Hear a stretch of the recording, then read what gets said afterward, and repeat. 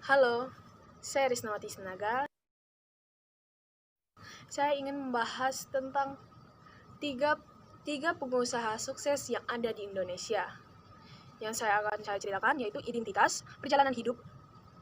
Ketiga, pernahkah dia gagal? Keempat, apa kegagalannya? Apakah ditipu? Kelima, apa yang dilakukannya ketika gagal? Keenam, apa kalimat motivasi yang diambil dari cerita dari situ, dari setiap orang per orang itu. Jadi kita mulai dari sekarang. Yang pertama, Bustaman. Identitasnya Bustaman.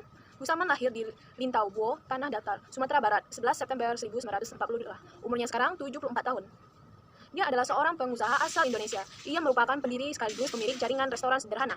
Perjalanan hidupnya, dulu ia adalah tukang cuci piring di restoran, lalu beralih menjadi penjual koran di jalan lantaran tak ada biaya. Ia hanya bisa mengayam pendidikan di sekolah rakyat atau RS atau tingkat SD kelas 2. Pria kelahiran Lubuk, Jantang, Lintang Buong, Kabupaten Tanah Datar. Ini ditinggal kedua orang tua meninggal saat masih kecil. Jadi hidupnya luntang-lantung. Tahun 1970-an, ia nekat ke Jakarta membuka kios rokok Empara di Jalan Martam. Kiosnya menumpang di depan ruang praktek seorang dokter. Lalu ia pindah ke daerah Panjompong berjualan nasi kaki lima. Di sana ia sempat diusir oleh petugas juga dan bekerja keras ia bisa sukses seperti sekarang. Kegagalannya, meski gak bisa masak, Bustaman mencoba buat belajar, namun ternyata setelah dijalani, omjatnya jauh banget dari modal yang dikeluarkannya. Sialnya lagi, hasil dagangan malah dibawa lari oleh pembantu barunya. Meski sempat gagal, Bustaman gak putus asa gitu saja. Dia konsisten berusaha buat mendirikan rumah makan. Dia pun mencari tukang masak yang bisa dipercaya. Disinilah titik balik hidup Bustaman. Warungnya laku keras karena makanannya enak banget. Namun ternyata kesuksesan tersebut harus mengalami cobaan lagi. Warung Bustaman yang saat itu masih berupa gerpok harus diangkut oleh Satpam PP. Bustaman pun akhirnya membuka warung di lahan yang disediakan oleh pemerintah. Harga beli lapak tersebut 750.000 per lapak. Namun satu nama cuma boleh beli satu lapak saja. Padahal Bustaman butuh 2 lapak. Bustaman pun meminjam nama paman. Namun tantenya malah mengusir kesuksesan warung Bustaman dengan merebut warung tersebut. Bustaman gak menyerah. Dia pantang mundur dan memulai lagi dari awal. Tahun demi tahun berlalu kini, Bustaman udah bisa menikmati hasil jeripayanya. Bustaman mengembangkan warung ke daerah pasar Bendungan Hilir di tahun 1974. Kemudian lanjut buka cabang di Royksmas. Itu dari cerita yang pertama. Dari kalimat motivasinya, gak boleh menyerah meski gak ada skill. Yang kedua, cari lokasi yang strategis. Yang ketiga, terus mencoba dan gak menyerah. Oke, kita masuk ke dua. Yang kedua, William Tanuswijaya. Dia pendiri Tokopedia. William Tanuswijaya lahir di Kota Pemantang Siantar, Sumatera Utara pada tanggal 18 November 1981. Ia bersekolah hingga SMA di kampung halamannya tersebut dan selama 18 tahun di kampung halamannya. Setelah lulus SMA, dia kemudian memberanikan diri untuk berangkat ke ibu kota yaitu Jakarta untuk kuliah. Ia diterima di Universitas Bina Nusantara atau BINUS Jakarta. Di universitas tersebut, William mengambil jurusan informasi, menyadari bahwa kehidupan di Jakarta serba mahal, sedangkan uang saku dari orang tuanya dari kampung yang tak seberapa. Akhirnya membuat William memutuskan untuk bekerja sambil kuliah pada semester kedua.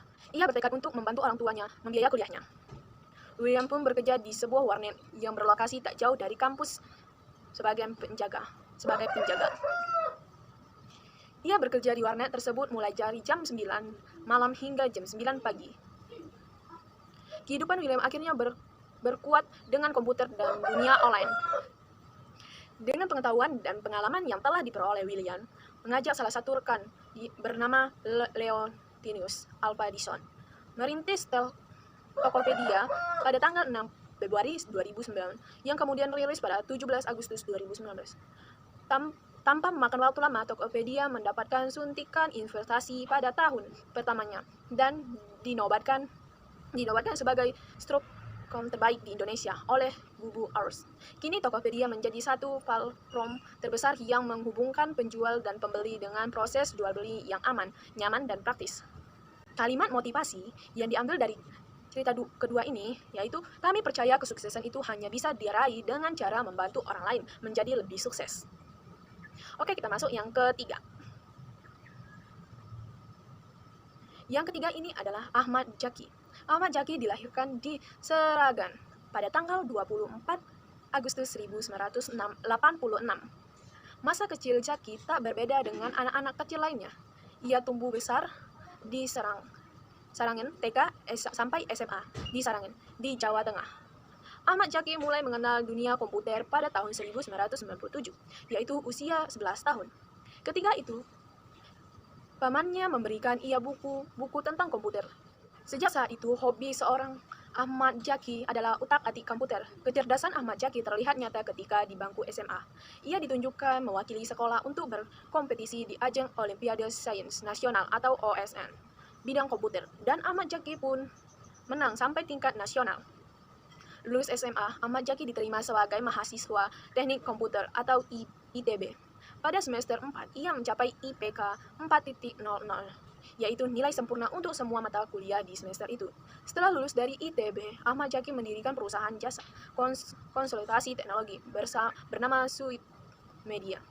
Zaki membuat sebuah website yang menjadi proyek internet perusahaan. Proyek tersebut yang menjadi asal kesuksesan Ahmad Zaki dari Bukalapak.com. Setelah menyelesaikan pengembangan Bukalapak.com yang diselesaikan hanya dalam kurang waktu 2 bulan, Ahmad Zaki mengajak para pedagang mal dan UMKM untuk bergabung di Bukalapak. Tak disangka, ajakan itu memperoleh respon sangat positif dan menjadikan Bukalapak tenar dalam sekejap. Seiring dengan pertumbuhan yang sangat pesat, pedagangan dari inspektor kerap berdatangan dan sampai sekarang dia bisa menjadi sukses seperti ini berkat kerja keras dari dirinya. Kalimat motivasi dari ketiga ini adalah, kualitas hidup sesungguhnya adalah seperti kualitas kopi dalam cangkir, apapun bentuknya dan kualitas cangkirnya. Kopi yang baik tetaplah terasa nikmat bagi siapapun yang meminumnya. Oke, sekian dan terima kasih. Bye-bye.